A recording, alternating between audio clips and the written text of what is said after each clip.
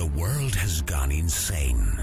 Cosplayers rule the conventions, gamers dominate the tabletop, and the internet. Sci-fi subjugates the movies, and fantasy rules the bookstore with an iron fist. Only one group can bring order to this unruly mob. A team of uber geeks, masters of the nerdly arts, trained for decades in the hobby shops and basements of the nation.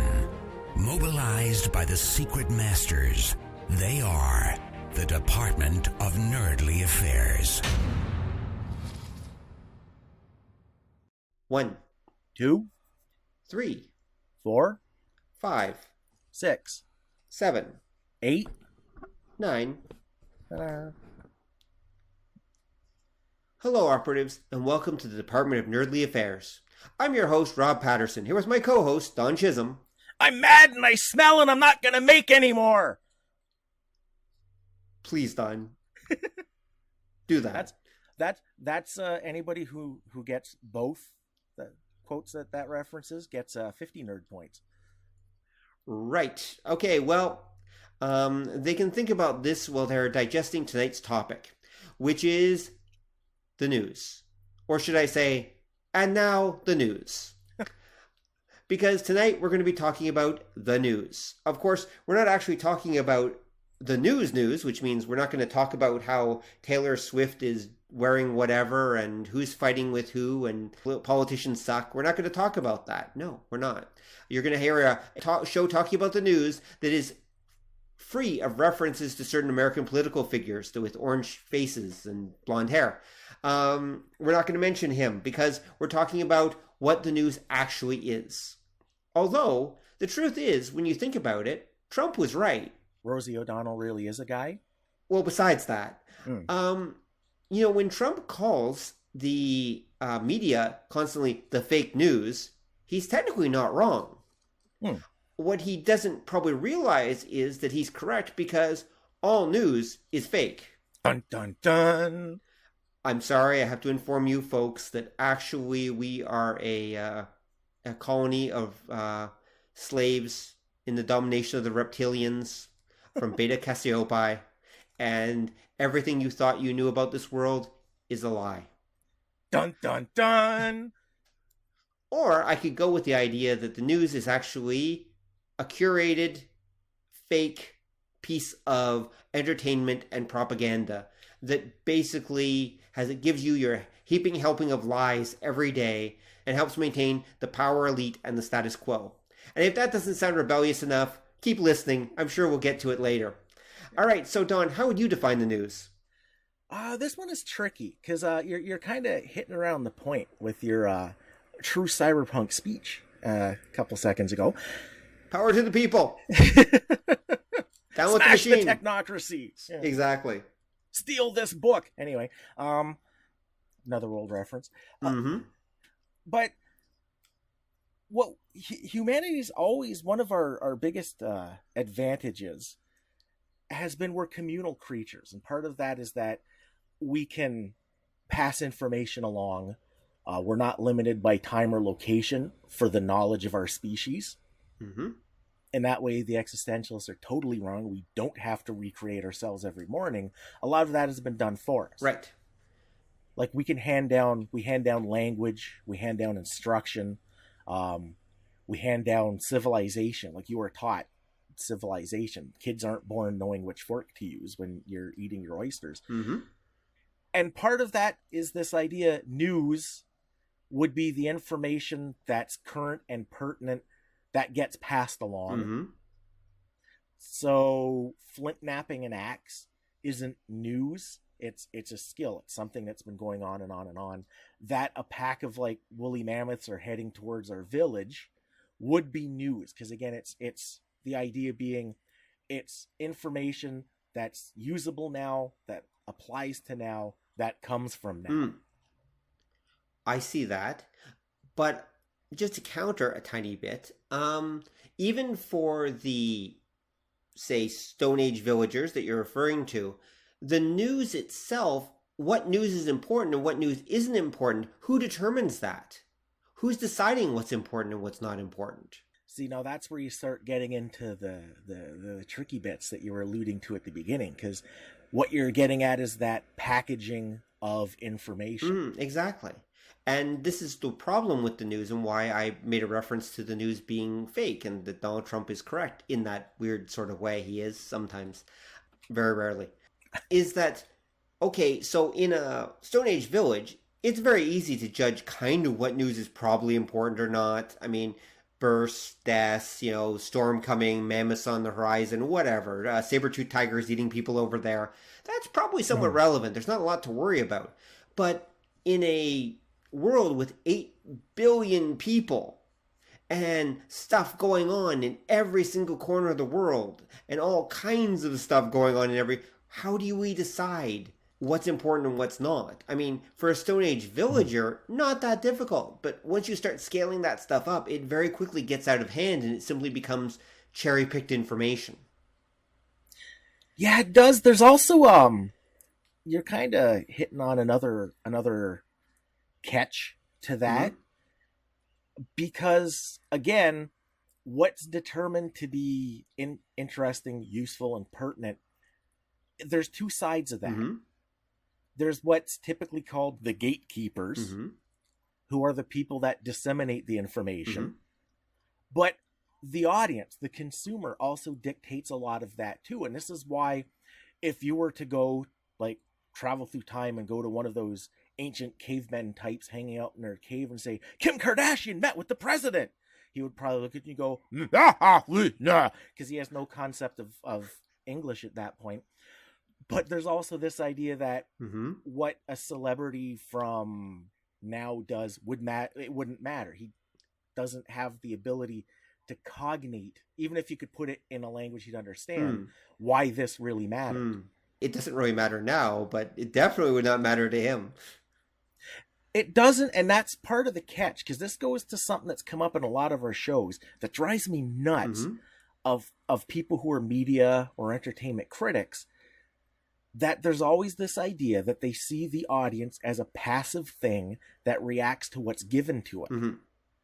And that's totally not true. The audience is an active participant in any kind of media exchange. I agree. Even broadcast media, the audience is actively choosing to engage with it or not. Yeah, and it applies, especially nowadays with something like news, where you've got so many things to pick from. You will actively pick something, and therein lies part of the problem. Yes and no. Well, we can get to that. So why don't we do a tiny bit of history of news, just to give some framework for all of this. So the first news source that I know of, and what's considered the first written news source, is the Acta Diurna, or Daily Acts. This was published by the Roman Senate. I think it might have been Caesar who actually set this up. I'm not 100% sure on that one. And the whole idea is that he actually wanted the people to know what the Senate was doing. He thought it was a good idea. Now, this served two purposes. One, it served to keep the local people involved, the ones who lived in Rome. And keep in mind, this would also be posted outside and read, because not everyone was literate at that point. Of course, this is ancient Rome, after all. But it was also a way to keep the people in the provinces informed, or at least the governors of the provinces informed, what was going on in the center. And by doing this, it helped to actually kind of unify the empire, because it literally put everyone on the same page, as it were. Okay? Thank you very much. Or same stone tablet, actually, not same page, but whatever. So the whole point again is that it acted as a unifying force and kept the empire together. And they think that this was one of the things that actually helped keep Rome together for quite a while. Because Rome did actually have a mail system and other things like that. What's one of the most interesting and funny things, actually, I found about the Acta Diurna story, though, was that it started as this deadly serious list of the events that were happening at the Roman Senate. But then they slowly started to include little bits of interesting information, like celebrity gossip and parties and other just interesting stuff to try to liven it up. And so by the time the Acta Diurna they stopped publishing them on that, it had basically gone from being like the Washington Post to TMZ, because no one was actually really that interested in the actual boring political stuff. They just wanted to know who was sleeping with whom, who divorced whom, and what the latest fashions were back in the Capitol. See, and then that goes with what I was saying, that the medium adjusted to fit the audience. Yes, it did. So that's there. I think you can go back even further though with the concept of news, of even printed news in a way. Oh, okay. How?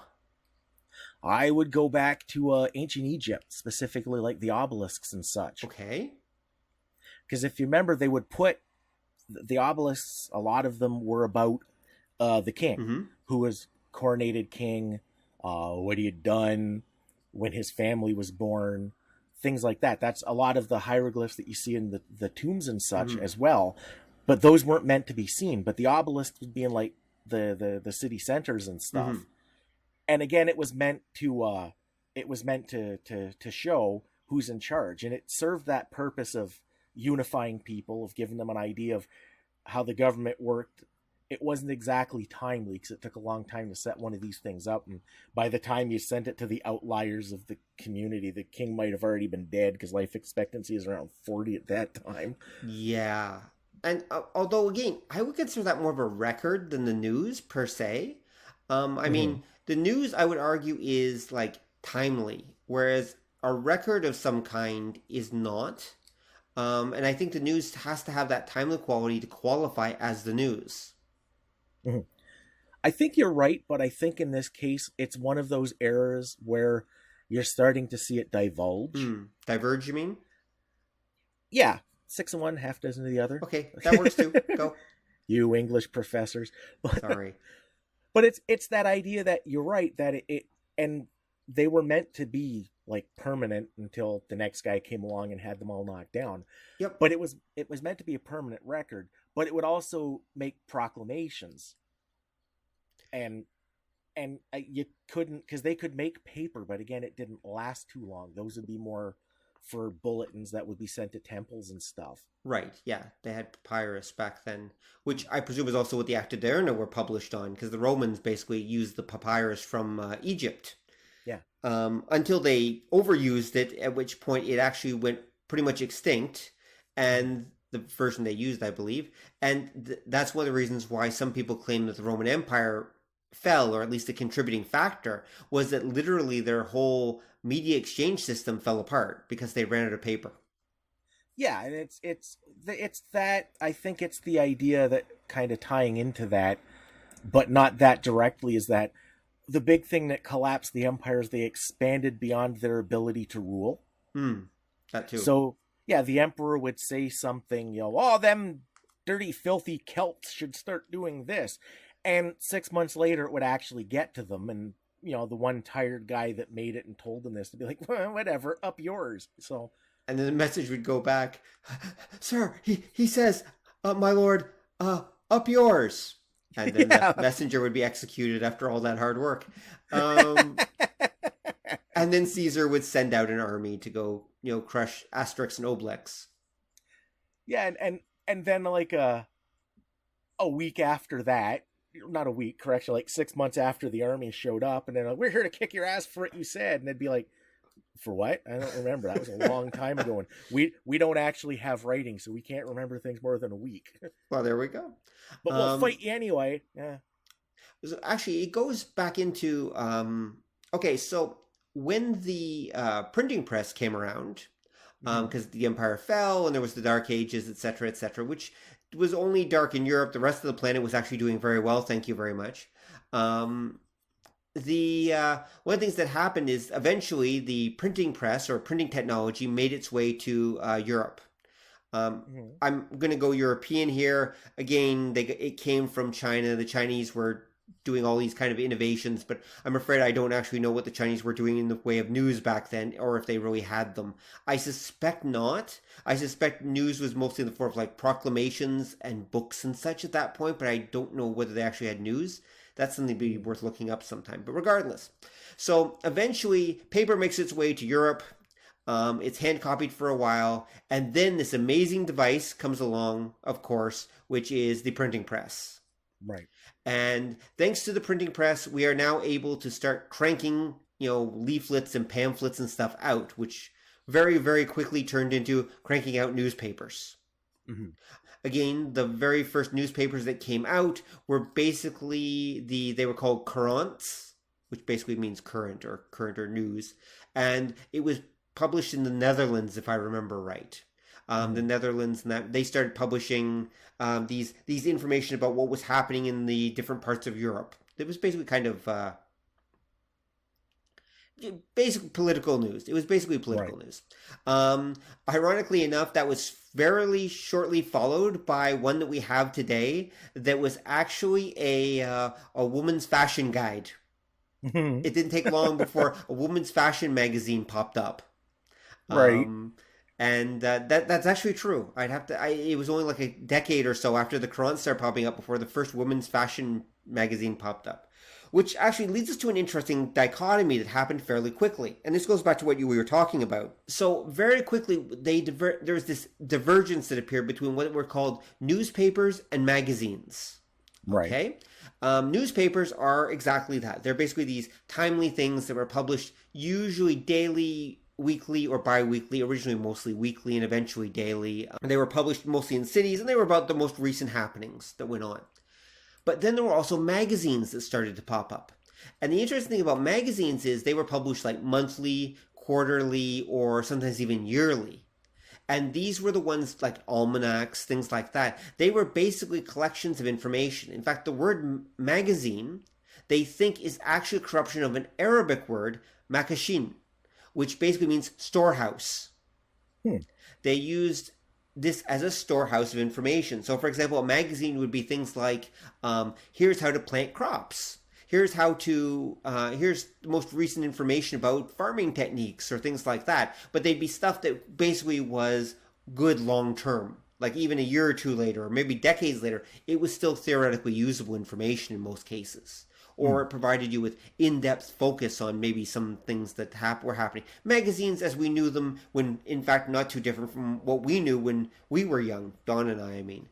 Today's magazines are much more almost quasi-newspapers, which is glossy pictures, really. Because they're meant to be competing with online stuff. But we'll talk about that in a little bit. And so you got this dichotomy then between the magazine, which with the long-term information, and the newspaper, which was the short-term information. And that's how news would basically stay, as I just mentioned, literally up until like 20, 30 years ago. Yeah, with I think some modifications, of course. Go. Oh, I think you can. There's an extra step between, but before the actual printed paper. Mm-hmm. And I think it's important because I think it's a concept that comes back in modern times. Mm-hmm. And that was, remember, prior to printing, people would get information from the bards or the skalds or basically wandering entertainers. That's true. And they would, a lot of times through song, they would come up with these little ditties that carried information of what was going on in the world around them. And these guys would travel the land and they'd entertain and inform. And in exchange, they get like food and lodging wherever they went. Yep. That's kind of interesting because, number one, that idea of news as entertainment is right there from the beginning. Mm-hmm. Like in that capacity. And the weird thing about it was that in most kingdoms throughout like Europe, and even like you go farther out to like the Netherlands and Sweden and that, there were rules that the authority could not harm a bard. Really? Yeah, that they had kind of this weird sort of protection. And I think a lot of it just came from the idea that these guys were early celebrities. And the powers that be were afraid that if they did something to one of these people, number one, there'd be an uprising. And number two, the bards typically played both ends of the fence. So they would also, they'd tweak the king's nose, but not so hard. And occasionally they would carry the information that he wanted brought to the people. Right, right. That they thread that needle. That makes sense, actually. That makes sense. And I could see that. That was definitely news as entertainment, as you're talking about. News was also considered important, jumping forward in time, actually, after the founding of the American colonies. It was considered extremely important, not just because it was connecting them with Europe at first, of course, before the Revolution, but even when they started to think about the Revolution before and after, the people who were running the colonies realized that if they want to unify the colonies, they needed a common source of information. They needed everyone to be focused on the same ideas and, to use that line again, the same page, basically. Right. They needed the people of the Americas to all see themselves as one unified whole. And the easiest way to do that was through the news. And specifically through newspapers. So one of the early things they put in the Constitution was not just free speech, but if you look, there's actually a reference to the United States government is not allowed to mess with the news. Because the idea is they want to maintain this idea of it being free and clear and trustworthy to the people.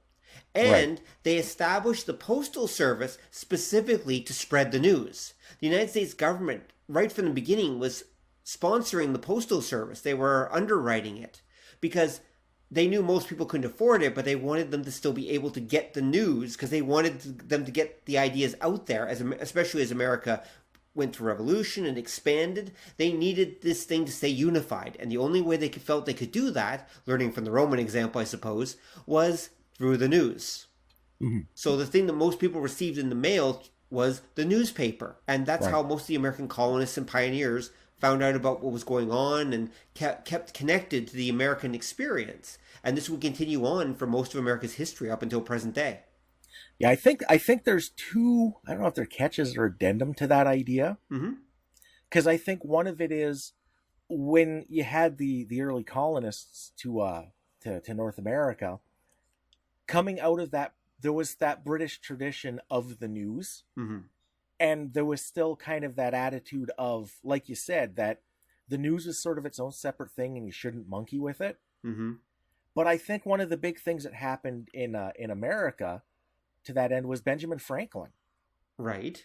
He was a publisher. He published newspapers and books. And I can see that. I can see a lot of that being his influence. Yep. Oh, no, it totally was. Franklin was a very, very smart man. He was a genius. He really was. And he probably knew the power of information and what it could do for everyone right from the beginning. So it wouldn't surprise me at all if he was one of the main reasons why that's in there. Yeah, because he used that to if I remember correctly, he used the one of his papers there to jack up interest in revolutionary, the revolution and independence. I believe Ben Franklin actually founded the first American newspaper. Yeah, there we go. Benjamin Franklin started the Pennsylvania Gazette at age 23. He became wealthy publishing this and Poor Richard's Almanac, which he authored under the pseudonym Richard Saunders. After 1767, he was associated with the Pennsylvania Chronicle, a newspaper which was known for its revolutionary sentiments and criticisms of British policies. So there you go. He didn't publish the first American newspaper, but he definitely published a very important one. The Pennsylvania Gazette was one of the very earliest ones. Yeah. And somehow, yes, I don't suspect they talked about his fondness for the ladies of the evening. Well, they might have, because he was just I guess overall, he was just like a huge party animal. Yeah, he was. You wouldn't think that, but apparently he was. No, he's like the grandfather of all nerds. I don't usually think of nerds and party animals as in the same idea, but okay, sure. No, but that's why that's so weird, eh? Because yeah, well, he was also a vegetarian, and he was also a cartoonist. Yeah, he was a cartoonist. Like he was a real nerdly Renaissance man. He really was. Yep, he was. I'm trying to remember, was it him and John Adams that like would go to Europe and basically go on like tours of the brothels of Europe? It might have been him and someone else did. Yeah. He used to go to Europe too to do research, because there was a story a few years back that they had one of the places that he had rented in the basement. They found like tons of skeletons. Right. And they think that he was doing like dissection, but keeping it hushed up because back then it was illegal. Oh, wow. Okay. It was considered desecrating a corpse. I think that's what it was, that they found all these like skeletons in the basement, and they think that it was for his time there, him doing like medical research. Okay, we'll go with that. We'll definitely go with that. But yeah, Ben Franklin's a really interesting dude. Of course, he was a Freemason, so God only knows. Yeah. He also wrote, apparently, in 1745, he wrote Advice to a Friend on Choosing a Mistress, in which Franklin gives advice to a young man about channeling sexual urges. This letter was not published in the collection of Franklin's papers during the 19th century, however, but later on people found it. The federal court decisions from the late 20th century cited the document as a reason for overturning obscenity laws, using it to make a case against censorship. Oh, that's funny. So, yeah, Ben, he did love the ladies. There's no question on that. The news did definitely help to bond together the colonies, and Ben Franklin, again, saw the value of it, and it would continue on. Newspapers, of course, we should note at that time, were thin at first, but eventually, especially American newspapers, were huge. Mm-hmm. And they were sometimes like 100 pages or more, sometimes even more than that, especially the weekly ones. And what was interesting is they were almost like interactive documents, because people would, for example, there would be huge letter columns where people would just write in letters, and they would they would publish them all. Everyone would read them, and then other people would write back, and they'd have huge public discussions. Mm-hmm. In the letters sections of the newspapers. They weren't just, Dear Abby, I slept with my wife's cousin, what should I do? Well, I'm sure there was some of that, though. Mm-hmm. I mean, this is an American newspaper. Mm-hmm. They also acted as this almost bulletin board in some way. Yeah. And in fact, you could even consider them almost quasi-interactive media. This is something most people today wouldn't understand, is that the newspaper functioned almost like a one-way internet bulletin board, like an internet forum in some ways, mm-hmm. where they were posting stuff, and then people would write comments in, and then the comments would appear in the following issue. We still kind of do that today. Yeah. And then other people would respond to the comments. So it was like you were doing Reddit in slow motion, but over like many issues of a newspaper, and people would reprint, it was just, there was an interactive quality to the newspapers that would eventually disappear as they became more focused on news during the 20th century. And that kind of function got taken over by other forms of media. Yeah. But especially for people out in the frontier, who were sometimes literally like, many, many, many miles away from anything resembling another, human being, they actually had this way to communicate that allowed them to still kind of interact with each other. Mm-hmm. And we have this idea of all these people being isolated, but I've heard even here in Canada it was like that, where the news through newspaper was actually a sometimes daily, but mostly weekly part of people's existence, even on the frontier. Mm-hmm. And usually they got the news within a couple days of it actually being published. And farmers would receive it, small towns out in the boonies and that. They would still receive the news at least as fast as the couriers could carry them anyway. Yeah. We think of all these people as being like these isolated people, but they weren't as isolated as you think. There was some isolation, especially when she got to the American West, but not as much as you'd think. And the news was still a major part of their lives, is what I'm trying to say. Yeah. I think there's two, again, addendums to the idea of like the early newspaper. Sure, go. One would be, if you go back to, say, Europe, prior to the establishment of the American colonies and that, newspapers were kind of the primary media period of the day. Yes. Because of that, there was a lot of competition, especially if you look at like England, especially the Victorian era England. Mm-hmm. There was a lot of the news that was trash. Yep. Like it was schlock, it was overhyped.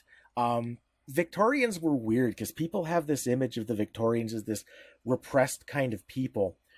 And in public they kind of were, but they absolutely loved things that were like lurid, licentious, and vile, as Tom Lehrer might say. And to that end, the newspapers catered to that.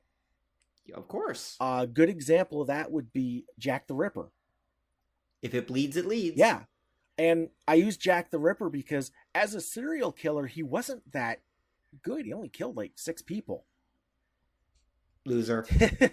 Try harder next time. But only 6 people. Huh. American serial killers call that a weekend. Geez, there are drunk drivers that have accidentally killed more.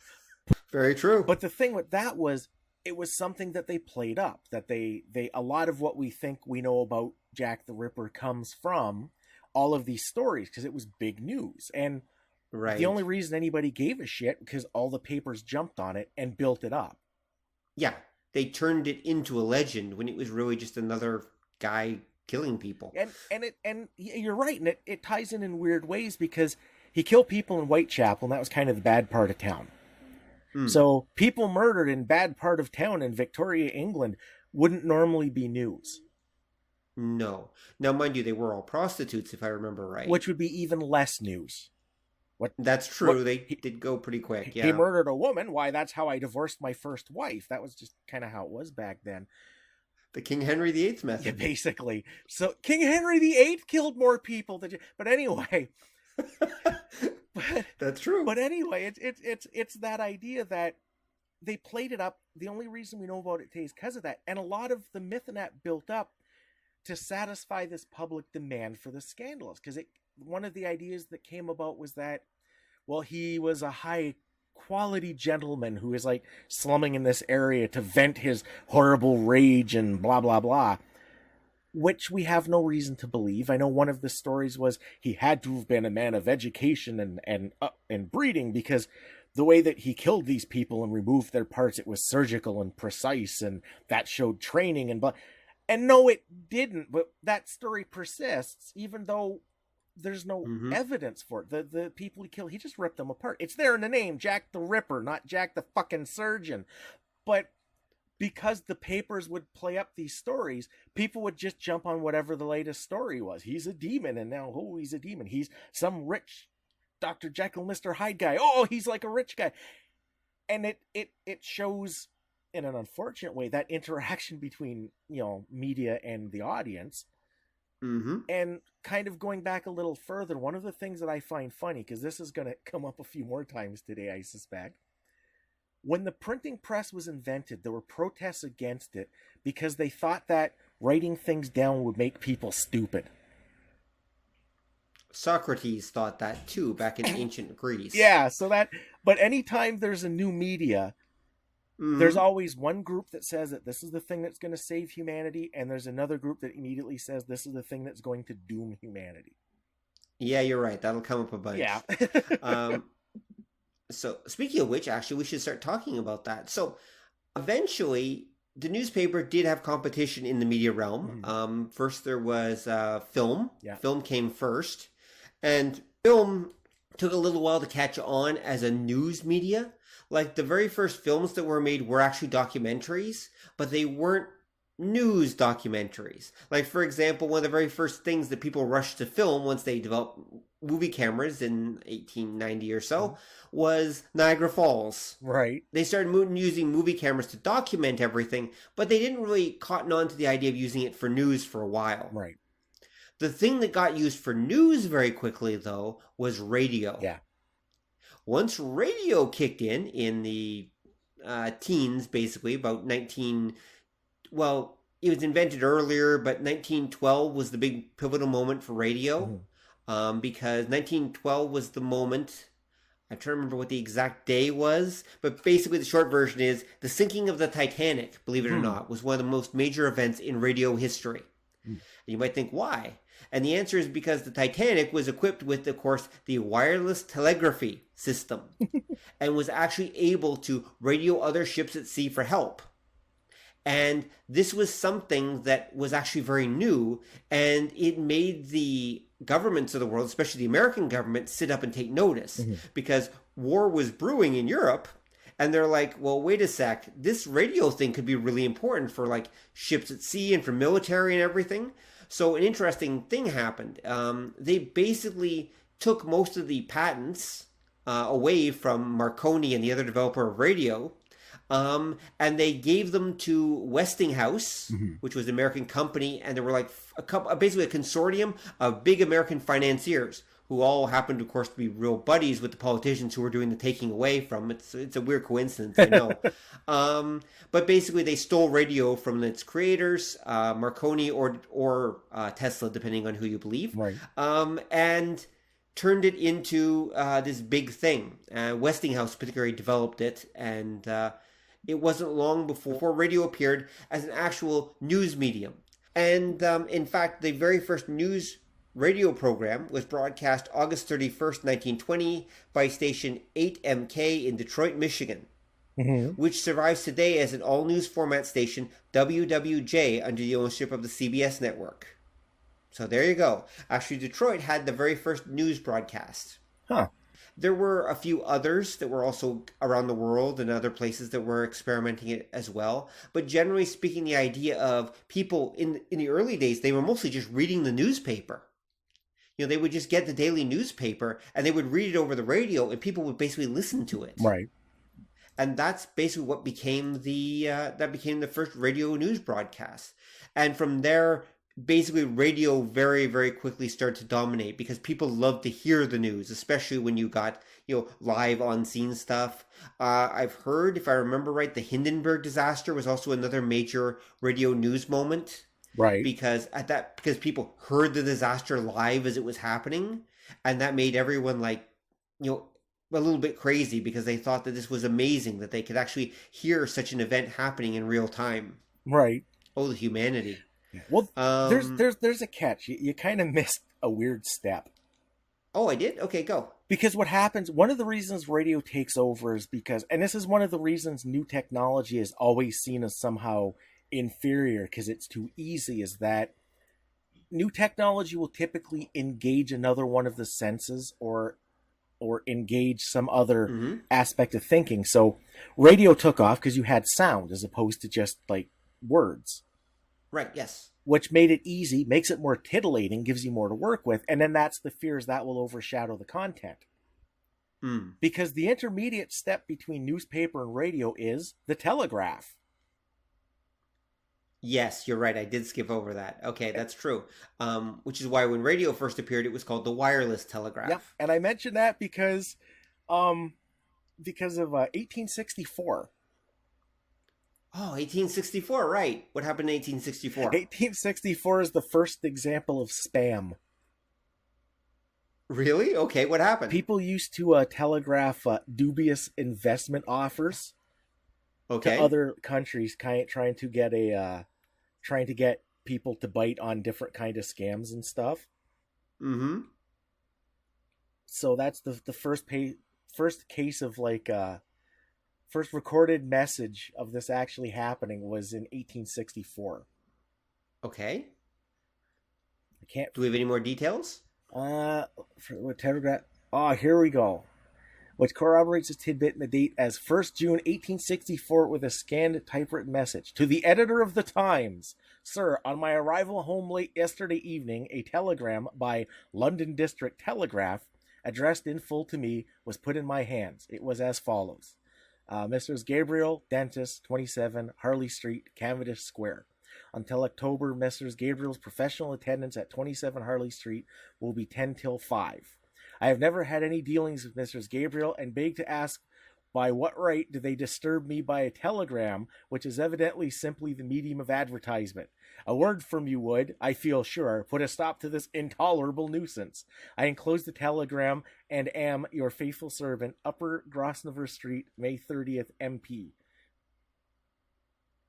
It'll be Grosvenor Street. Is it Grosvenor? It's Grosvenor. Okay. We have a Grosvenor Street in London. The way you pronounce it, like everyone who comes to London, it's Grosvenor Street. It's like, no, it's pronounced Grosvenor Street. Right. I know that because my parents lived there. That's where I lived when I was born. So I know it's Grosvenor. I had someone do that to me someone did that to me the other day. I was making an appointment for a doctor's appointment, and she's like, "Oh, well, because we're on Grosvenor Street." It's like Grosvenor Street. Okay, Grosvenor Street. No, Grosvenor Street. Anyway, whatever. All right.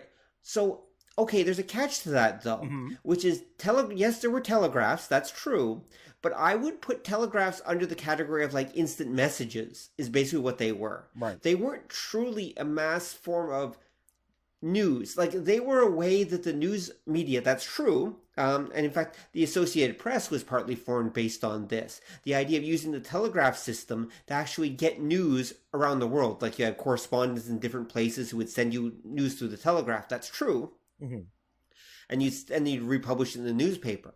But I don't consider the telephone a news system. Yes, you can use it to distribute news if you want to, but it's not a... Okay, we should take a step back, actually. Okay.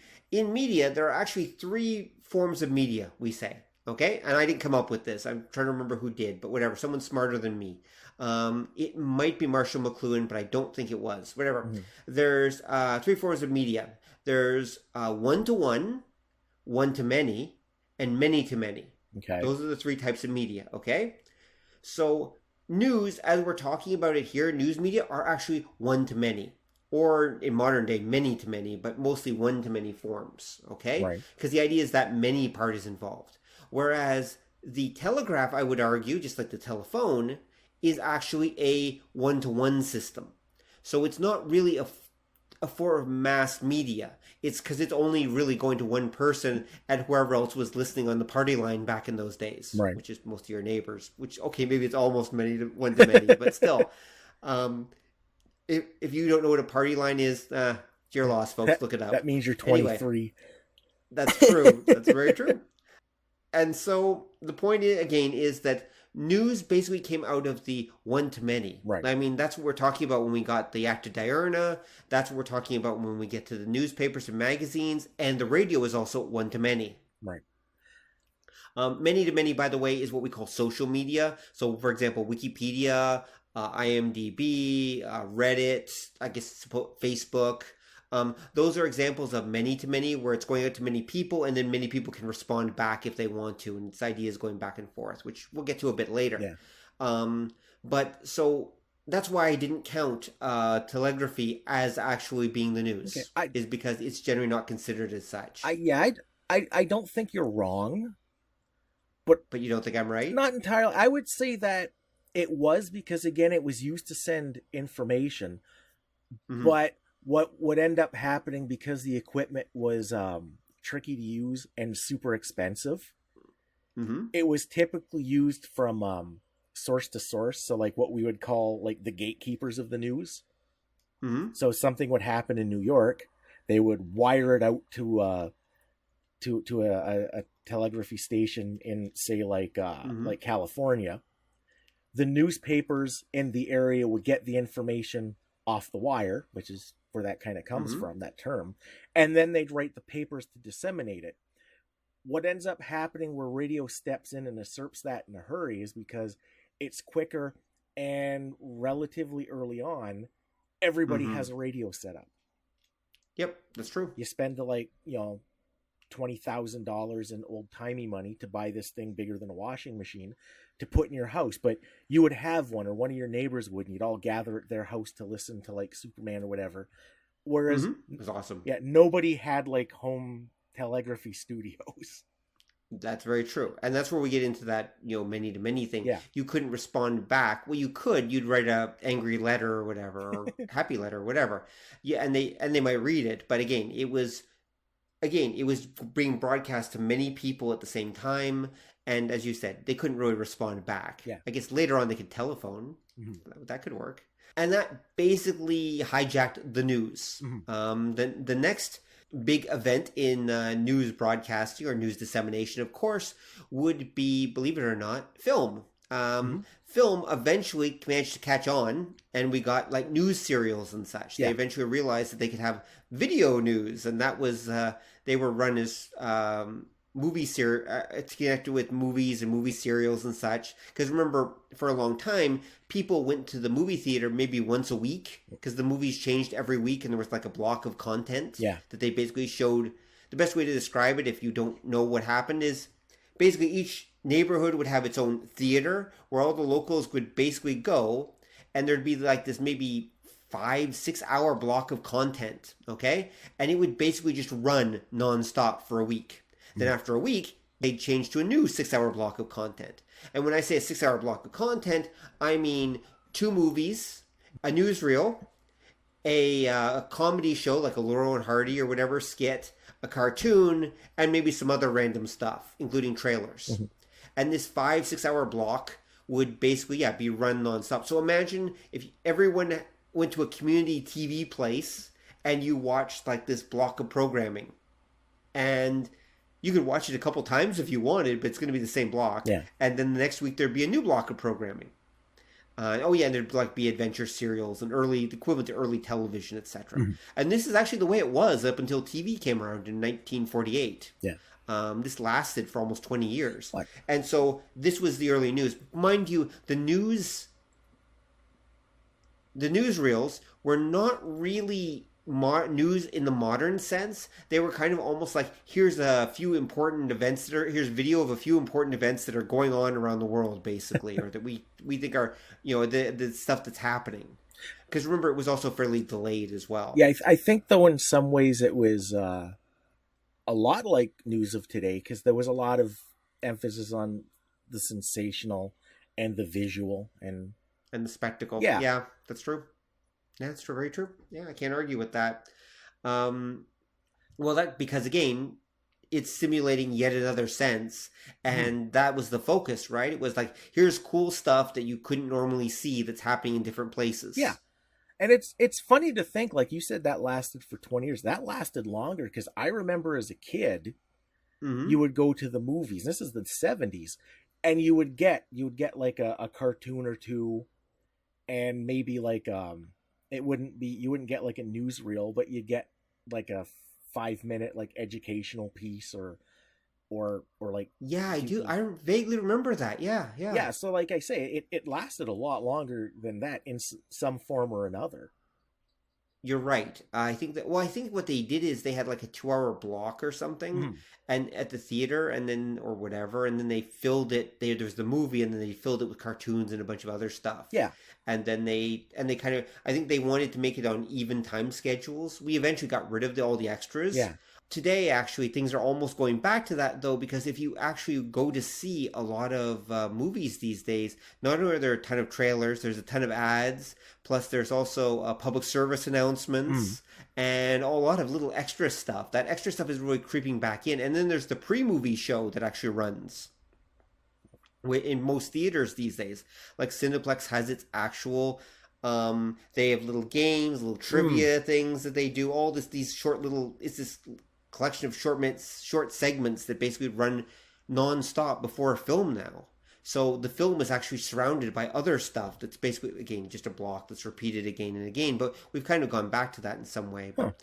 However, of course, when 1948 came around and TV started to become a thing and appeared in people's homes, it very quickly became the case that television, especially TV news, kind of took over and became the dominant form of news for a very long time. Yeah, it kind of did, because again, it was that idea, it was more immediate, it engaged more of the senses. I think even though in the 50s, newspapers were still kind of prevalent.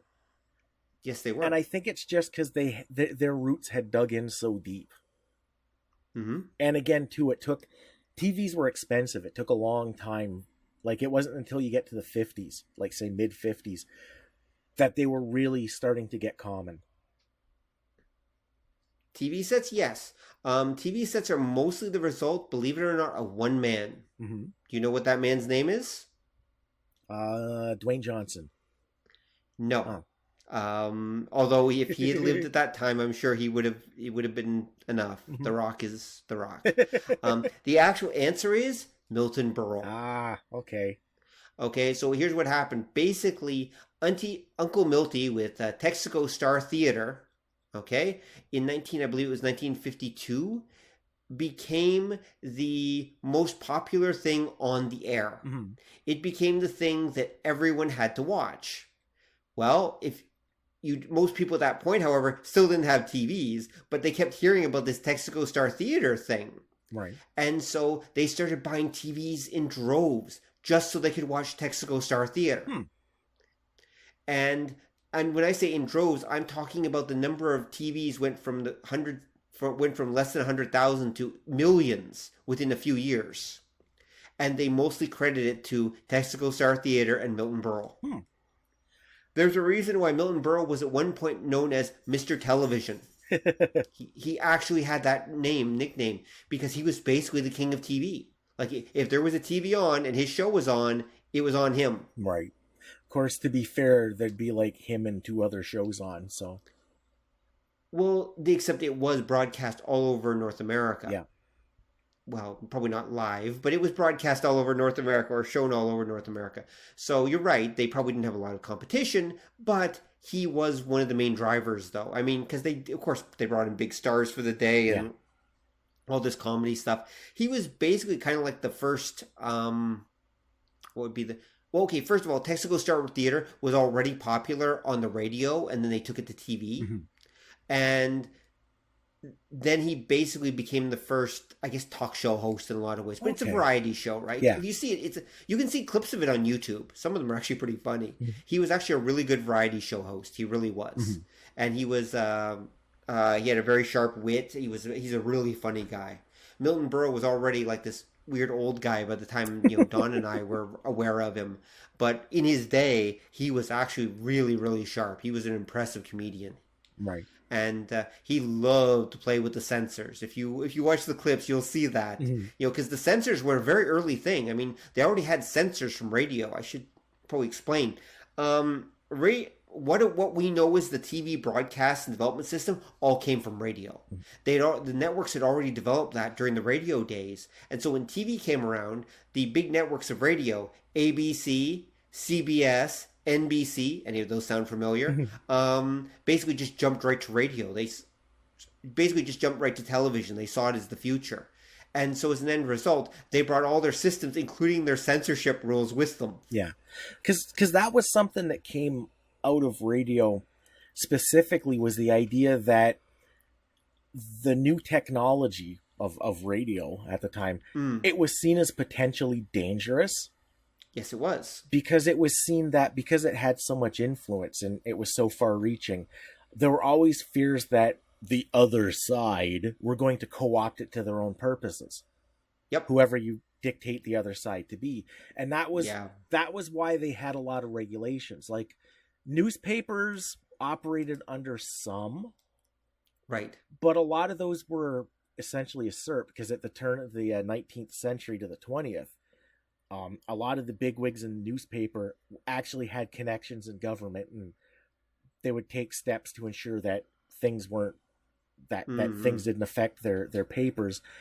And there was generally a wink, wink, nudge, nudge idea that public morality and public standards would help to tamp down what the papers could get away with.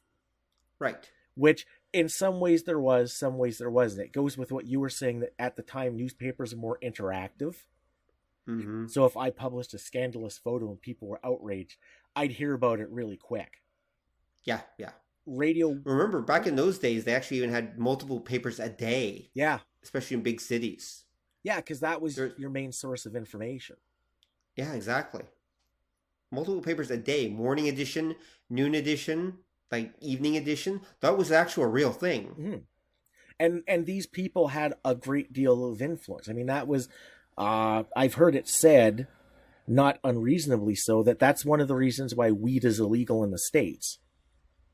It was because, wasn't Randolph Hearst was afraid of hemp? Yes. Because hemp could be used to make newspapers, to use to make paper, and he had stock in the pulp trade that made the newsprint that his own papers were published on. And he started this campaign about how the marijuana, the devil's weed, was used by those immigrant types to get high, and then they'd go crazy and murder all the white people, which is funny if you know anybody who does weed regularly. It's kind of the opposite. But that was where, when you go to like the 20s and the 30s, the whole idea of weed being the most evil, vile, terrible thing ever, it comes from that campaign. Really? I'd actually always heard something slightly different. I'd always heard that it was basically the cotton growers. Okay. Because it was cotton and hemp were rivals for clothing production, because hemp can also be used to make very, very durable ropes and a lot of fabrics and such. And I'd heard that the cotton growers had a stronger lobby, and they basically went to the politicians and said, hey, you can use that, hemp stuff to get high. And the government's like, really? Oh, okay. But they neglected to point out that hemp and marijuana are actually cousins. They're not the same plant. Yeah. But they basically kind of tricked the government into banning it in order to, this is what I'd heard anyway, in order to basically block it. And by the time anyone figured anything out, it was illegal and the cotton growers were doing great. Yeah, it could be, because both of us went to university in the 90s, so we heard a lot about, weed and hemp and blah, blah, blah. So... Yep. Actually, speaking of government regulation, I have another story for you. When TV, to go back on track, first appeared, okay? Naturally, the big boys saw the potential and they jumped in, okay? So CBS, NBC, NBC, I think also was there back in the Mutual Broadcast Network. They jumped in. And then the very first thing that they did, this is brilliant. They immediately turned around and went to the government and said, look what happened in radio. When radio first appeared, everyone put up stations and it just caused chaos. You should really study it and regulate this TV thing properly, because it's going to be much more powerful and much more dangerous. And the government said, yeah, you're right. And so what the government did is they put a freeze on new TV licenses and new television stations for a couple years. Well, what that did is the big boys already had their stations in place. So it basically gave them time to basically cement their domination in each of the markets where they already had the stations, so that by the time that the license was available again and new stations could start, the big boys already ruled everything. There was no point. Yeah. They'd already locked out competition. Yeah, it's funny when you talk about that, to put things in kind of chronological perspective. Because we were kids in the 70s. Yes. And I remember you had the networks, which would be the VHF dial on your TV. And now everybody in 30s going, TVs have dials? What? Yeah. Yeah, exactly. It was what they... VHF, what the hell's that? Yeah, dials are what they had before buttons. And TVs have buttons? What? But, exactly, yeah. But when I was a kid, we had the UHF stations, the affiliates, the syndicates, that kind of thing. It's weird to think how recent a thing that was when we were kids, because as far as I knew, it had been like that forever. Right, yeah. Because what you're talking about happens in the 50s. This was when our parents were kids. Yeah. And then it wasn't until I think the 60s, really, 64, 65, that you started seeing the syndicates and the affiliates. You had that UHF band. And that was only maybe a decade before we were born, that you had this big, and it was a big shift. It was a big change in how TV worked, how it was consumed in that. And I always think of stuff like that because people talk about how everything changed with the internet and that, but these changes happen all the time. That's just kind of the nature of things, isn't it? Yeah, like I say, I was amazed when I got older and found out how much of my childhood was actually recycled. Well, yes, most of it. I think we've talked about that on another show, actually. Yeah. Weird and mildly disturbing. Yeah, well, I consider it kind of a good thing, actually. I mean, I got exposed to a ton of stuff that people a generation before me never would have been. True. That's my take on things anyway. I mean, I like to think that I got a good dose of the new and a good dose of the old, and that's what gave me a nice balanced, healthy diet to grow up on of television, of course. Right. Right. So we should probably continue on our journey with the news. So we get to TV news, and this is where things kind of go off the rails, because continue on with the 50s. One of the interesting things that they found is that TV and television humor in the 50s, when it first appeared, and even the news, was actually very straight-laced and very straightforward, because they thought it was their duty to provide what they saw as the serious news, the stuff that people really need to know, and everything like that, okay? And they found, though, as the time went on, it really loosened up, because when TV first appeared, it was basically being bought by rich people. It was being bought by basically the educated people of society, the people that could afford a television set because they weren't cheap. Mm-hmm. But as television sets became cheaper, those whole made in Japan crappy boxes and things like that, they very quickly started to be blunt, dumb down television. Mm-hmm. Like when TV first started, it was kind of like PBS. And then very quickly it turned into Fox. Mm-hmm. Because they realized that they kind of had to aim for, the lowest common denominator. And that lowest common denominator kept lowering. And so that's one of the reasons why in the early days of TV news, you had Walter Cronkite and you had those early TV news broadcasters who were definitely very serious. They wore a suit. They were very straightforward and were laying it on the line. This is the way it is. Yeah, there's a catch to that, though. Well, part of it is that they represent the establishment, and they also are supposed to be serious. I know that. Well, there's that too, and again, this is going to be important in another, like in our timeline, because right now you're talking 50s and 60s, early 60s. Mm-hmm. When we get to the 80s, this becomes important. But for a lot of the networks, their news department was a prestige thing. Right. That the idea of having the news department was you could break big stories and you could hold up our guy, Bob McKenzie here, broke the big story on this, and this is good journalism and informing the public and blah, blah, blah. They weren't commercial. They weren't expected. Like your news department would typically lose money. This was one of the problems that the newspapers had from the beginning, was that because a newspaper was just a newspaper, you needed money. You had to sell papers, you had to sell ad time, which meant you had to sell papers. So ultimately you had to sell papers. Network news in the 50s and the 60s was different because you had a captive audience. Right. They had to watch. There was 3 channels. And if something big happened, they were all covering it anyway. Mm-hmm. And yeah, it was that idea. Integrity was something you could afford.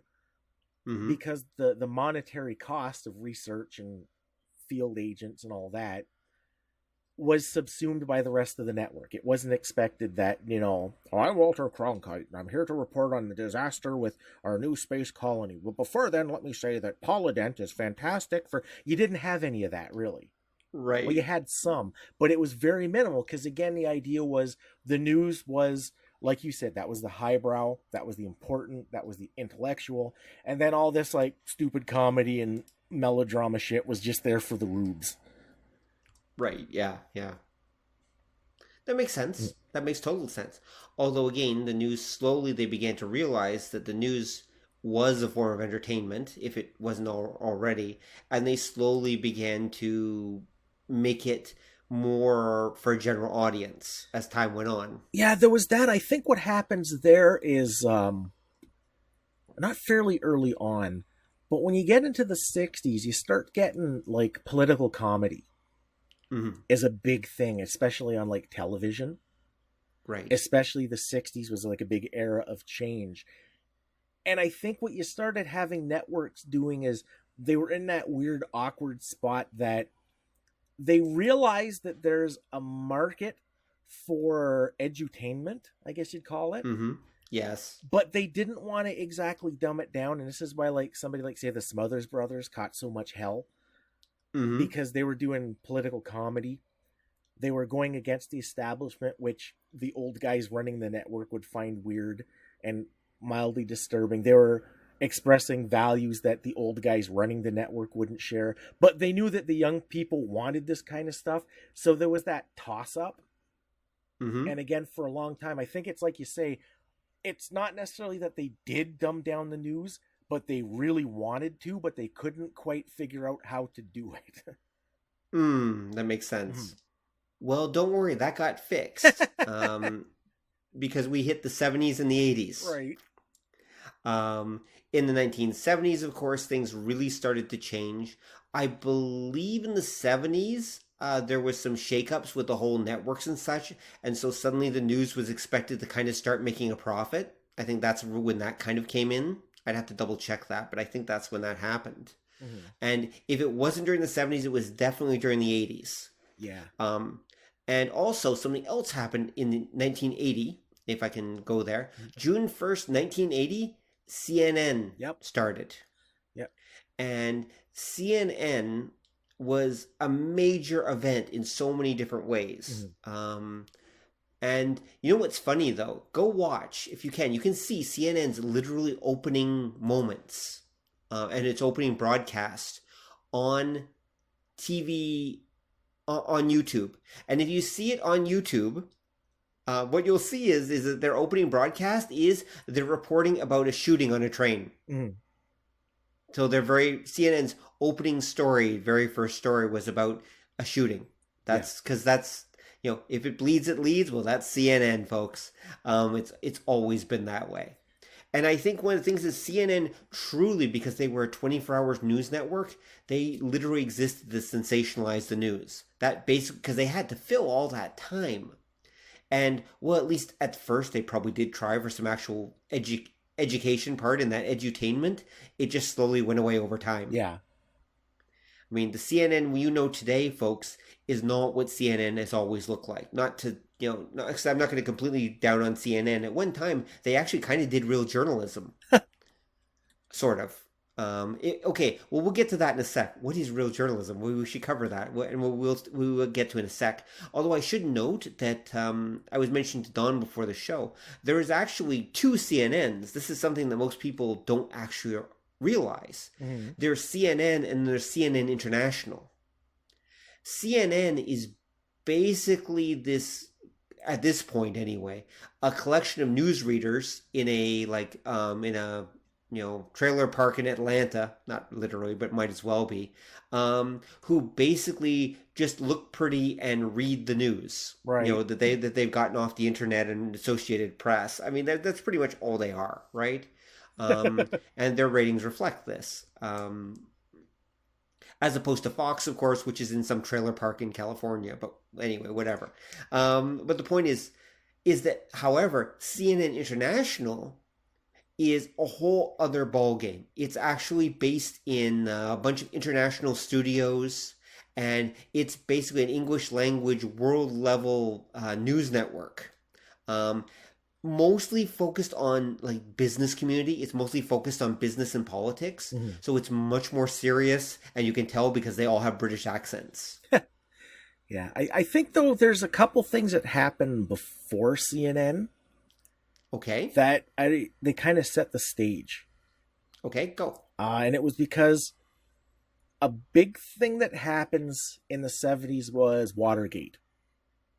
True. And a big thing that Watergate did was kind of, reaffirm the public's faith in the news. Because the idea was if you could break the scandal that affects the highest seat in the land, then, and it was again considered that if you could reveal the dirty dealings of the most powerful person in the nation, that this behind the scenes sort of stuff is something that people need to see. It also showed that the news was both trustworthy and had power. Yeah, it literally gave the news power. Yeah, it implied that, but it kind of creates this weird kind of schizophrenic doublethink. Because there's also that idea that the 70s people were having their doubts about the media in general because the chaos and that of the 60s and going into the 70s, there was very clearly a bias with your major news outlets kind of thing. Like we say, they kind of wanted the status quo. They didn't like these upstarts. They didn't like anything that offended the sensibilities of the old guys that ran the network kind of thing. So you had that weird, I guess interplay would be the thing where journalists were seen as heroes, but the news in general was seen as villains. You're right. That is a weird double thing. Yeah, and because in that era, there's a lot of stuff from that era. 2 big examples I can think of is going back to half of the quote that I opened the show with. If you remember the TV show Network. That wasn't a TV show. It was a movie. That's right. It was about TV, though. So and that idea... Okay, close enough. Yeah. That idea of network, ironically, was about the establishment of a 4th network that was just news. And it was about this interplay between the old guard journalists, who were seen as like heroes getting at the truth, and the new guard news that was about selling ads and getting eyeballs and covering the scandalous. Yep. And then that was the same thing a few years later, if you remember Don Henley's song Dirty Laundry. Yep. That's exactly what that song is about. It's about, like the line says, we all know that crap is king. Well, that was that attitude that was starting to brew up because people remembered the unrest of the 60s and how a lot of activist types weren't covered, I guess, fairly, and a lot of things were glossed over in that. Mm-hmm. So that's true. And then that's what you get going into the 80s. And the big thing with CNN was it was a network that just did news. And because of that, they had to make money doing the news. And then it goes back to that old newspaper thing. Right. Also, maybe there's one major event that you were planning to get to, which was, of course, the Vietnam War. Oh, yeah. Because Vietnam War was, among other things, known as the first television war. Mm-hmm. And the reason it was known that is because each day people got to see live news broadcasts from Vietnam, which basically was about how horrible things were going over in Vietnam. Mm-hmm. That was the war that taught the United States military that they basically had to control the message or they were screwed when it came to war. Yeah. Actually, there's something before that even, now that you mention it. Oh, wow. We're really going back in time. Okay, sure. Go. Because if you remember a few years before that would be the Nixon-Kennedy debates. Right. And wow, we're really jumping all over the place, aren't we? Because what happened with those is, if you've seen The Simpsons, the one where Mayor Quimby is running for re-election, it was basically that. Yeah, Kennedy, he's this young guy, he's like photogenic. Nixon's this old guy with giant jowls. And as I recall, the day of the debate, he was actually sick. Like he had the flu really bad, so he did not look healthy. He wasn't, he was not photogenic to begin with. This didn't help at all. Right. At the end of that debate, they asked people who they thought won, like people in the crowd, like in the public. People who saw it on TV said Kennedy won hands down. People who listened on the radio said that Nixon won hands down. And that put that idea out that television is this thing, like we were saying with Vietnam, because Vietnam wasn't necessarily the horribleness, it wasn't necessarily the right or wrongness of it, but people would see firsthand what happens in war. And a lot of people were not familiar, even after World War II, that kind of thing. The only thing you would really film would be like our brave fighting men shooting the big guns and then the big pile of dead Nazis. Like, that's what film reels would cover. You wouldn't necessarily show the nuts and bolts and nitty-gritty of it. And that gave people that idea. And it started making everybody wonder, and I think this is where something like CNN happens. On one hand, it's that idea that there's a lot of info we're missing, that people should have it. And on the other hand, there's the people should not have that because they're not going to interpret it correctly, i.e. how we want them to. And we got to do something about that. And I think that's a big part of it. And actually, just to completely screw this up for one sec, you mentioned about the idea of the protests and that of like the 60s and 70s. And I think that did play a big part of it because, as you said, the people were... You had all these people that at the time they were, the baby boomers. They were the young people, the generation. Huge numbers of them were there when this stuff went down. And then they got to see a twisted version of it portrayed on the news that night. Or not at all. And so you had all these university students who literally got to watch the truth twisted before their eyes, and that really tainted their view of the news. And they truly came to realize that, well, wait a sec, the news is not really giving us the real story. It's giving us what the establishment wants us to think, man. And it's true, and you're right, because I think back, we were born kind of near the tail end of this. Like, early to mid 70s, and I had two relatives that were really really big on social issues kind of thing. And this is one of the reasons I know so much about this, because you're right about talking about that, because one was my mother, and my mother used to do a lot of like charity work and stuff like that, so she was like a social activist in that regard. Right. And then I have an aunt that was like a social activist in more like the Weatherman kind of way. Mm-hmm. And again, she would talk about that no, that's not what happened at all. No, that's not what that guy said. No, that's not how it happened. Here's a copy of Steal This Book. You'd better read it, kind of thing. And right. And that was where a lot of that, that you're right, that there was a lot of people realizing that's totally not what was going down. Well, have you actually had that experience in your own life? Let's just stop for a moment. Have you actually had an experience where you saw an event happen or whatever, and then the news portrayed a different version of it? I can give you a really good example. Okay, go ahead. Do you remember Ross? Not really, no. Ross Konopasky. He was like one of the guys we hung out with. He was really big back in the day, in the early days of live role playing. Mm-hmm. So he used to host these big Vampire the Masquerade games, live action. Right. And he did a big one, and he actually got like one of the local like papers to cover it.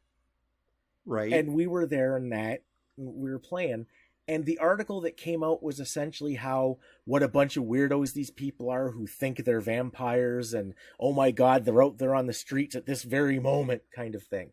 Mm-hmm. Which is totally not what it was. And having been there, it was mostly just a bunch of guys that wanted to dress funny and goof off, except for Doak, who won Best Costume by just dressing how he dressed every night. Right. So, okay. Okay. Well, I think that's a beautiful example. Mine that I experienced, and this was, I guess, got me, is when I was living in Taiwan, back about 15 years ago or whatever. And then there would be events that would happen, like we'd have an earthquake or we'd have a typhoon or whatever, stuff like that would happen. And then I'd hear about it like the next day. My parents would call in a panic. Oh, we heard there's a big earthquake in Taiwan. And it would be like, yeah, there was it shook a little bit. A little bit. We heard there were riots in the street. There was a major protest. And it's like, there were a few people down around Main Station, I guess, maybe 100, 200 people or whatever. But the thing is, the international news was portraying all these events that were happening in Taipei as like these big things. And yet that wasn't the way it was at all. They were, they were just like they were trying to create natural disasters and events where there weren't any. And so that got me. Actually, the weird part is that I've also seen the reverse happen, where in Taipei we had a one where literally 500,000 people showed up. There was an event. It was a political protest that happened while I was there. Literally while I was there, I actually got to experience what it was to be in a crowd with 500,000 people, which is really, really scary. By the way, the answer is it's fucking scary. If you are claustrophobic, I do not recommend. I'm not even claustrophobic, but I was that day. Oh my God. Anyway, but that's not the point. The point is that, but then nobody outside of Taiwan talked about it. It's like, so when stuff happened that suits their agenda, or they think that, can be a spectacle, they will, blow it all out of proportion. But when something really big happens sometimes, they just ignore it. They'll do their best to pretend that it never happened, if it's not useful to them in one way or another. Yeah, and I think you hit on, and this is something that you really start to see once CNN and the 24-hour news network thing takes off. Back in the day when we were kids, if there was an earthquake in Taipei, we'd never know about it because we don't live in Taipei and the news wouldn't bother reporting it. Exactly. But when you get 24-hour news, you need to fill that time. And any kind of disaster overseas that you can somehow link locally as possible, or that's visually spectacular, it'll get like a story. It'll get a segment. Anything like, say, a political protest, we'll get a segment if somebody sets fire to a car or something, or if they're protesting America or that. But it won't be, if it's like a local thing, there's a good chance it won't even be mentioned because, like I said, the audience is an active participant in the process. So the networks want to frame off to maximize eyeballs. They want to frame it off in a way that's going to register with the viewer. Spectacle always does. If you can have like a mountain of bodies in a burning city, that's great. That's anyone can watch that and understand. It's like a Transformers movie. Mm-hmm. If they're protesting a political party and it's just like guys marching, it's like, well, who are they protesting? The Democrats or the Republicans? Oh, they're protesting the East City urban block of whatever. The what? I don't know who the hell that is. Fuck it. What's on the other channels? Mm-hmm. Unless like a car gets set on fire or a cop gets punched, and then you'll see that footage over and over and over because that's exactly because it's visually stimulating. And that's the thing, right? They're going not with the best stories, they're going with the most visually stimulating stories and the ones that they can package the best. Yeah. And I just go ahead. To whatever their media needs are. Yeah, I definitely think that really takes off with the establishment of the 24-hour news network. Yep, absolutely. Because it basically exists to be spectacle. Yep. I mean, that's what it's there for. Remember, of course, the 24-hour news network is also a national and international news network, originally national and then later international. So they're not focused on local news. They're not focused on local stories. Well, like local news is, obviously. Yeah. They're focused on, like, the big picture, which, of course, lets them focus on the spectacle, like the really cool stuff that's happening all over the place. And as I said, CNN opened with a shooting on, like, a Washington, D.C. train. I think it was an Amtrak, if I remember right. Mm-hmm. And so they didn't have video footage of it, but it was still a spectacle. It was still an event. I mean, believe it or not, even in the 1970s, okay, yes, people did get shot every day in America, but the point is that it didn't happen on an Amtrak train all the time. Right. Well, that's and the novel. That was the spectacle element. Yeah. Sorry, go. Yeah, that's like the novel twist you use on it, right? Mm-hmm. Exactly. And, the trains are supposed to be safe, but apparently not. Again, remember also, CNN was targeted towards middle class and upper middle class viewers because that's who had cable back then, because cable was a new thing. Yeah.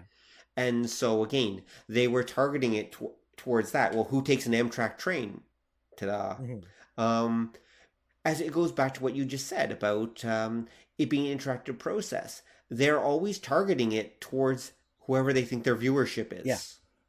Don, when do you think punditry first appeared? Well, what ends up happening to deal with the 30-ton elephant in the room? Hey, don't talk about Jumbo's weight. That's fat shaming. I've seen a few articles over the years that one of the problems that American journalism has, and it comes out of the 24-hour cable news, is that, in essence, Fox News destroyed American journalism. And it's not because of a political bias. Mm-hmm. What they did that kind of ruined things, because they did it first, nobody else had the nerve to try it, was they flavorized the news. Okay. What do you mean by that? Well, I think we've talked about this on like our Culture War Profiteering episode. Mm-hmm. Probably. Prior to then, the idea was that news was just, they would just present you the story. Here's the facts. Here's what happened. They generally, they didn't, but that was the goal. That was what people shot for. Mm-hmm. Fox News takes off and they say, fuck it. And all of their talking heads suddenly had personality. Mm-hmm. So you could watch, and like Bill O'Reilly was the old angry guy. Sean Hannity at the time was the young angry guy. They would have like specific pundits that would come on, and this I think is what you're getting at, that were people that they were professional opinion people. Right. They weren't journalists. They had something to say. They had a clue what was going on, but they weren't journalists, and they weren't held to that standard of just impartially presenting the facts. Right. And they were entertainers. Yeah, and they ran with it, and they became like the biggest news thing ever until Jon Stewart, which is true and weird, but because he wasn't we'll get to that in a second. Yeah. But that was what happened, and then once that took off, everybody realized we can kind of do the same thing. We can start, instead of just bringing the news, we can look at them as an audience and apply the techniques entertainment does of divide and conquer. Mm-hmm. Who are our audience? Who's our demographic? What can we do to appeal to them? Mm-hmm. And then that's kind of what really destroys the news, and the effects of which we're still kind of living with today. Well, I don't think the internet helps, but be that as it may, that's the next disaster. That's the next disaster. We'll get to that in a sec. one of the reasons I wanted to bring up pundits is there's an interesting idea that goes with pundits that I've read. I don't remember who said this. I wish I did. It's not my idea, but short version is this, is that pundits exist, at least partly, because people don't want to think. People are lazy. Mm-hmm. So they want someone to basically chew the news up, because like the world is a big crazy place with all kinds of stuff happening and everything, and they want someone to literally pre-digest the news for them and then feed it to them like a mother feeds it to a baby bird, mm-hmm. basically. And that's basically what pundits are. They exist to tell you how, not just what's going on, but how to think about it as well. And they're also choosing the stories that they know will best stimulate you and serve your point of view, mm-hmm. and reinforce that point of view, whatever that is. Right. So they're a heaping helping of the news, whatever emotions you want to feel and that they think you want to feel, and also they're kind of reinforcing whatever your perspective and whatever your worldview is, mm-hmm. All at the same time. Thus, we have Fox News. Well, you get a lot of news. It's well, yes. Most of it is this way. I mean, I don't think all local. I think local news is not that way, for the most part. At least not local Canadian news. I don't know about local American news, but local news is still not quite that bad. Yeah, because it usually. Well, because most of the time it can't be. Hmm. Like it's really hard. Like if there's a pothole in like 12 Mile that blocks the entrance to the road, it's really hard to blame that on Obama or Trump or the lizard people, because local people don't give a shit. They just don't want to drive over this hole. Right. They want to know who's going to fix it. That's all that they care mm-hmm. about. But as you said, for national news or international news, especially national news, it's all entertainment, all pundit, all the time. Yeah, I think what happens with that too is it ties in with something that comes up on a lot of our episodes. That human beings think in story. Mm-hmm. Yes, we do. And what, especially the big 24-hour networks, which, like you've said, they're more countrywide. They're not local. Mm-hmm. Like CNN doesn't cover the Smith Children's lemonade stand on the corner, unless something like that ties into the current narrative happens there. Right. But because we think in story, they always try to frame off news in the form of a story. Mm-hmm. Yeah. So there's always like a beginning, a denouement. One of the things that you get that kind of bugs me is there always has to be a villain, mm-hmm. and there always has to be a hero. Right.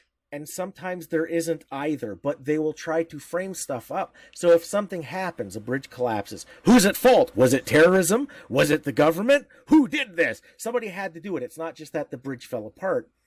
Right. And someone has to be responsible for it. There has to be a villain. Mm-hmm. Yeah. And any story, no matter how, there's always that prime thing is, whose fault is it? Always right. And then what they'll typically do is when you start getting to the nuts and bolts, because one of the things the 24-hour networks do is once they've got the story they think you're interested on, they will beat that drum for days. Well, if it's a big enough story, yes. Oh, if it's not, they'll make it big enough if it's a slow enough news week. That's true. And then part of that is they get into this idea of, who's at fault, who's to blame.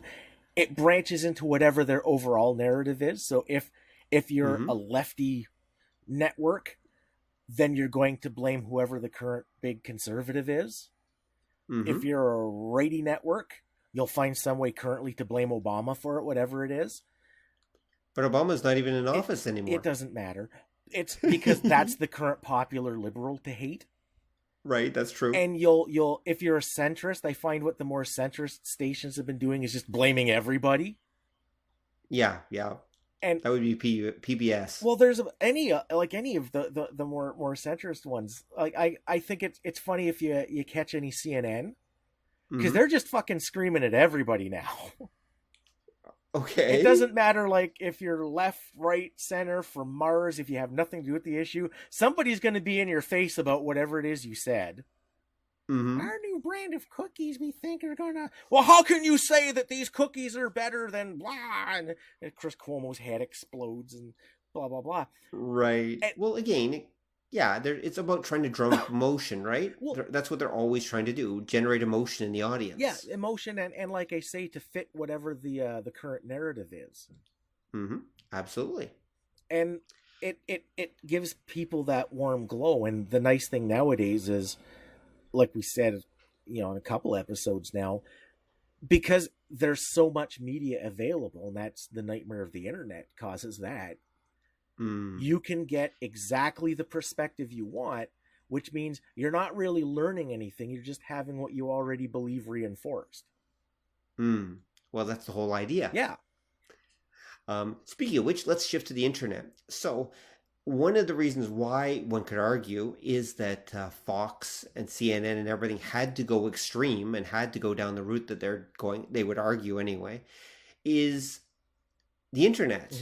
Because among other things, the internet has stolen the money that existed out from under most other forms of news, be it television news, radio news, newspaper news, doesn't matter. The internet basically stole the money from it. Because the problem is that people want to get their information from the internet these days, and the internet provides it for free. Yeah. Whether they want it to or not. And lots of news companies like New York Times or Financial Post or whatever, lots of them are putting up paywalls, or they're like, you get 5 free articles a month or something like that.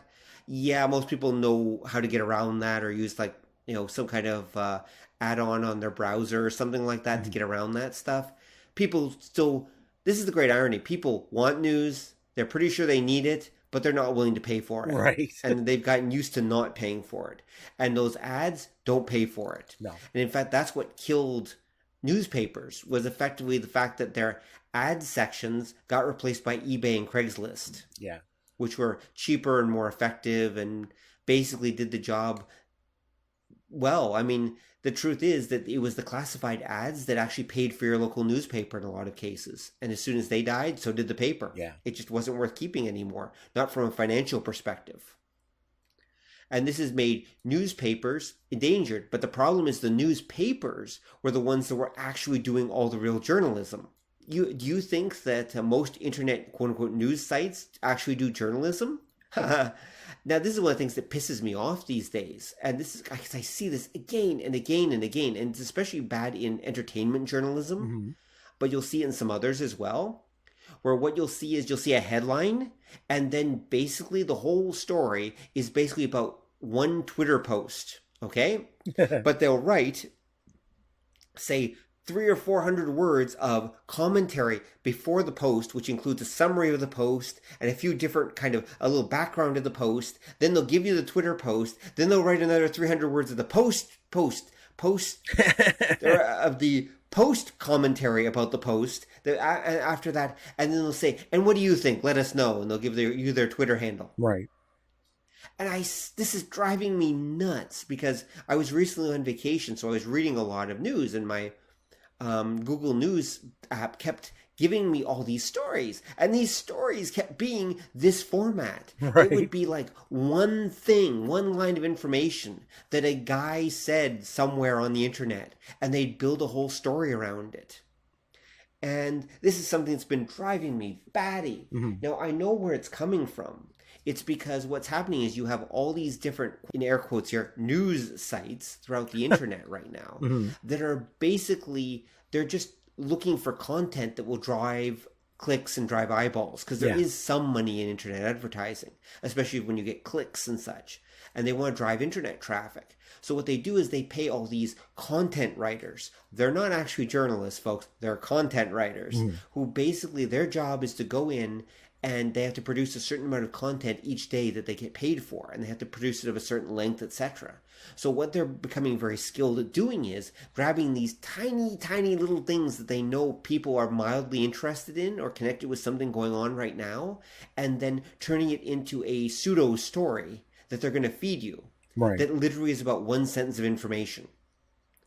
And they'll gloss it up with like a linked YouTube video that's tangentially related, and there might be some other Twitter posts that are tangentially related to this thing. It's fucking insane. Sorry for swearing, but it is. It's completely insane. And now the internet is like filled with this stuff. Like filled with it.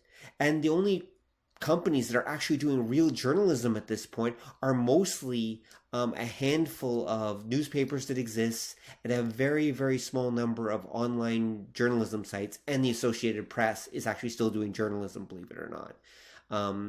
And they're being supported by the few other news outlets that still exist who are paying them for it. Yeah, but you know what? There's an extra component that kind of leads to that, that you can think of as the last nail in the coffin, as it were. Right. Which is the idea of the citizen journalist, which is person with camera.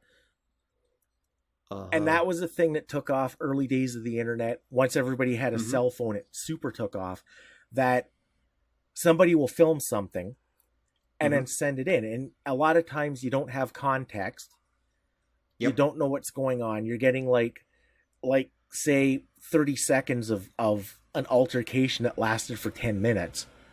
And then it goes up, and then everybody flavorizes it for whoever they think their audience is.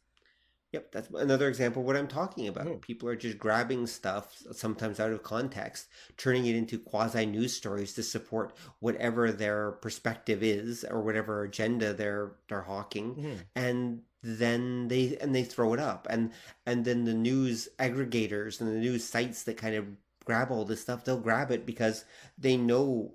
Google is especially bad for this. I don't know if you know this. You'd have to have a Google Android phone to know this, but Android kind of comes with its own indirect built-in, at least the newer versions do, news app, basically. And what it does is it starts coming up with a news thing based on whatever searches you do using your phone. Yep. And it will start picking the topics that it will give you aggregated news from based on all of this. Based on all your Google searches. And so now maybe that says a lot about my Google searches, but whatever. The point is that I try to have a variety of them. Well, I'm trying to have more of a variety now because I realized what's happening is that it's giving me the most clickbaity versions of whatever it can find that I seem to be interested in. Yeah. And that's one of the things that's driving me, that started driving me batty after a little while, is that they're the most clickbaity versions, by which I mean the title is designed to get you to just click on it, because that's all they really care about, because that helps up their ratings, and so they can charge more to advertisers. That's all they want, folks. Yeah, but remember how a Google search, the algorithm it uses to pick what it gives you, it starts with the thing that it finds related to your search that's most popular, and then it presents you in popularity, right? Declining popularity. So even right off the bat, you're not necessarily getting content. You're getting whatever it is people who have an interest in this thing you looked up to are associating with that thing. Yeah. Exactly. So that's why I'm getting the most clickbaity stuff, because what's happening is it is the stuff that's getting the most clicks. It's the stuff that people are clicking on the most. So it just assumes that must be the best or highest quality, or the stuff that I'd want to see, which is usually not the case. Yeah.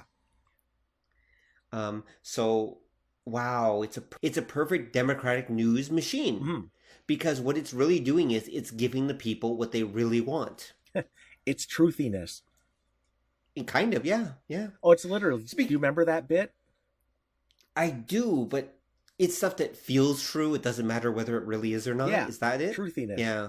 That was the same. Exactly. Because that was Colbert went on about Wikipedia was brilliant because it democratized fact. And then he went on to save the African elephant for being endangered by 10,000 people posting that the African elephant was no longer endangered. So now it's a fact because it's on Wikipedia. Right. Okay, so we should probably talk about, and we can finish here because we'll run out of time soon. Let's talk about Jon Stewart and Colbert. Okay. So how did they transform the news media, Don? Well, I'll talk specifically about, well, there's a weird Colbert thing that kind of bugs me. But Jon Stewart's the important one because The Daily Show came out and it was a comedy bit.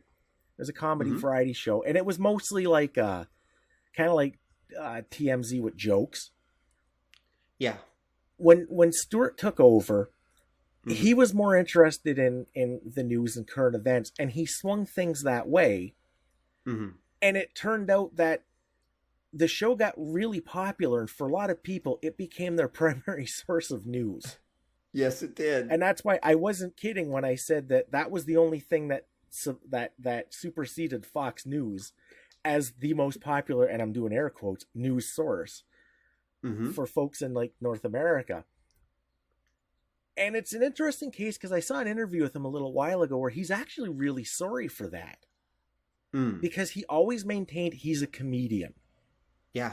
That he's not a journalist. But people in their minds made that shift because it looks like news, it's giving me some info, and it's entertaining. So it must be real, right? So it goes back to where we started. He's a bard. Yeah. And it's funny, on the other side, I saw like a couple interviews with Glenn Beck, who feels the same from the right-hand side of the fence. Interesting. That he kind of feels that his shtick with the giant conspiracy map and crying and all that somehow added to people getting stupider because the same effect that you had with Jon Stewart. Well, it looks like news. I feel like I learned something and it makes me feel good, so it must be news. Right. Yeah. Yeah. And neither of which is actually true because what you need is actual usable information. But then again, to go back to where I started, it's all fake anyway because it's all so curated and all so designed to express a certain point and to maintain, as the Romans were trying to do, the establishment and to join us all together into a society which may or may not be a real society. It's literally trying to control the story of what our society is, our public consciousness. It often isn't real, and it doesn't matter whether it's real or not, or maybe it does. I don't know. The news is literally a shaped construct. It's no more real than any other story that we tell ourselves. Maybe a little more real than Star Trek, but probably not much. Well, it can be because again, like we were saying, the journalistic ideal was always to just impartially present what was going on, and part of maintaining that status quo ties in with the idea of knowing your audience. Right. That back in the day, the idea was that the people who were reading your paper that were interested in the status quo.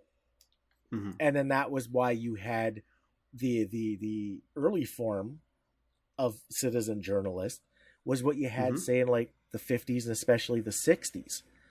Right. Where you had like the counterculture types, they were often referred to, that would present these other sides, these other perspectives. That was where you had zines would start up. You had like the small press papers and that would be, the counterculture types expressing the other side of the story or pointing out what they think people should take away from it. And then that continues today because that was, if you look a lot of like AM radio, like the quote unquote talk radio is a lot of that, those citizen journalist types.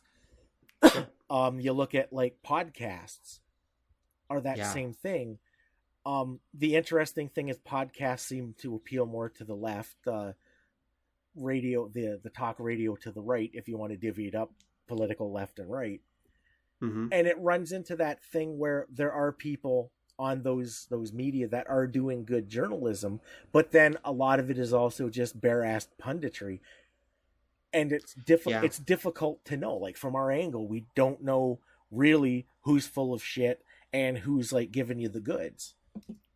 And that leads to probably the best question for us to finish on today, which is, how do you sift through all this? If this is all basically different levels of lies, propaganda, and punditry, what should we do? Should we just ignore the news? Or how should we find good news or stuff that's useful? On the internet, there's one easy way. If you see any kind of headline or banner that says anything to the effect of blank totally destroys blank, or why blank is a total failure, just skip it. Yeah, there's definitely true. Yeah, and if it gives you warm fuzzies to read that, then really skip it. Yeah. I know one individual who I won't mention who is a bit of a news junkie, and he says that what he does is that every morning when he gets up, he has 4 or 5 different major newspapers, or major news sources, I should say, that he reads, but he just reads the headline. Okay. He reads the headline, and if he really is interested, he'll read the actual story. But he finds usually if he reads the headlines, dozen headlines or whatever from each of these 4 or 5 different sources, it takes him maybe about 10 minutes. He usually has a pretty good idea of what's going on in the world that day, or at least what the major focuses of the news are for that day. And since he can guess what most of the stories are, if he needs more info, he just reads them. If he doesn't need to. In most cases, he probably doesn't need to, because he was actually a journalist for like 20 years, so he knows what most of what's going on is. Right. So anyway, but I can see his perspective. I do something somewhat similar. I've got a Google News thing that runs on my browser that my browser actually opens up to. And this is different than the one on my Android phone. Mm-hmm. This is one that I've actually kind of curated, and I've tweaked it a little bit so that it's not giving me stuff based on my Google searches. It's giving me stuff based on sources of information I've told it I want the headlines for these different things each day. And so that's what I do. When I open up my browser, I make a point of just, I skim the headlines. I basically go through, it's like, okay, is there anything interesting or what I consider noteworthy or that's happening this day? And it gives me a general perspective on what's going on, or at least what the major outlets are talking about. Yeah. And I do try to have a variety of sources in there so that I can not just get one perspective, because I think that's the key. Yeah. Is that if you look a little bit on the left, a little bit on the right, a little bit in the middle, a little bit in Japan, you'll definitely get a good cross-perspective version. By the way, not joking about the Japan thing, NHK World is actually a great source of news, at least about Asian stuff anyway. Mm-hmm. Very Japan biased, but that's something that even again, another friend pointed out that even the RT network, that's, by the way, Russia Today, or that's the Russian International News Network, sometimes they can actually give you some really interesting stories about, especially about American politics, because the Russians seem to know a lot about how American politics work. It's almost like they have it's almost like they have an inside perspective. American politics, a how-to guide. Exactly. But no, I mean, as long as you're not expecting them to give you inaccurate, unbiased reporting about Russia or Russia's dealings, Russia Today can actually be a decent news source in some ways. At least I'm told. I'm not a regular viewer. I admit. No, you're already on a list. Don't try to cover it up now. Well, probably. And actually, I mentioned this to Don before the show as well, which is that I noticed that at some point, I think it was after the Second Gulf War, people realized that CNN was a major international news source for many, many people. And they realized that, well, wait, that means just the American version is getting out. So all these different countries, Japan, China, Germany, France, Yemen, that would be Al Jazeera, are all basically cranking out international news networks. They all have their own English language international news network. If you're traveling and go to an international business hotel, you'll find that there's all these different 24-hour English language news networks, but they're all linked up to one particular nation or group or nationality, whatever, of one form or another, because they realize that there's a global audience, and they're trying to get that global audience's eyeballs and control what the global audience thinks about different stories. Mm-hmm. And so there's the European perspective, the Chinese perspective, and the Japanese perspective. And again, I try to look at it from different ones and see what different perspectives are talking about it. I find just listening to one perspective very annoying, actually. Because usually they will barely tell you what's really going on. They'll tell you what they think is going on, but they don't really tell you what's actually going on. You have to actually kind of dig through a few sources to find the whole story. Yeah. Yeah. So that's my take on the news anyway. And yeah, I mean, that's the only way I can think of to really understand the news. I mean, beyond actually reading history and knowing about other cultures and having some idea of how the world exists, basically, and knowing a little bit about regions lets you actually understand what some of the news is really saying, because sometimes they're saying things or there's ideas behind the news that you need to understand the region or culture or people to actually understand what's really going on. Yeah, I think you kind of hit on, I won't say the key, but kind of the burden nowadays, is if you want to know what's really, really, really going on, diversify your sources. Yep. Like, don't just watch the one that gives you the warm fuzzies and then leave it at that. Check out the other side, as it were. Yep. I like to flip between like the Canadian news, the British news, and there's a English language France network that you can get stuff. Just again, because you get that different take on things. Yep. Just by it being a whole like other country, and it kind of helps round out your view of what's really going on in the world. Yeah, I definitely think that getting news, believe it or not, about your country from another country's perspective can sometimes actually be very fascinating, because they're often giving you a version of the news that is less flavored with your own local politics and your own local biases. Yeah. Because, yeah, I find that if I want to know about American events, the British news is actually some of the best stuff going. Like, the Brits are actually really good at covering the Americans. Yeah. Actually, oddly enough, so is Al Jazeera. Yeah. Al Jazeera English. One should note about that. Al Jazeera Arabic, I've heard, is the Arabic version of Fox News. Al Jazeera English, on the other hand, is a very... well, it used to be anyway. It may or may not be that way anymore. But generally speaking, a very high-quality English network. That, funny story, actually. Very quickly, and finish this off. Just around the time that Al Jazeera was starting up they wanted to start up their English version, both the BBC and the CBC, for whatever reason, decided to downsize some of their news staff. And so Al Jazeera swooped in and said, you guys have been running the CBC and the BBC, and you've been doing like this world-class news stuff. Why don't we hire you to make our new news network, and we'll give you lots of freedom, and we'll let you basically create the news network you want, and we'll pretty much not interfere as long as you don't talk about Yemen. And they're like, hell yeah. And so pretty much the best of the like the production side of the BBC and the CBC are what created Al Jazeera English.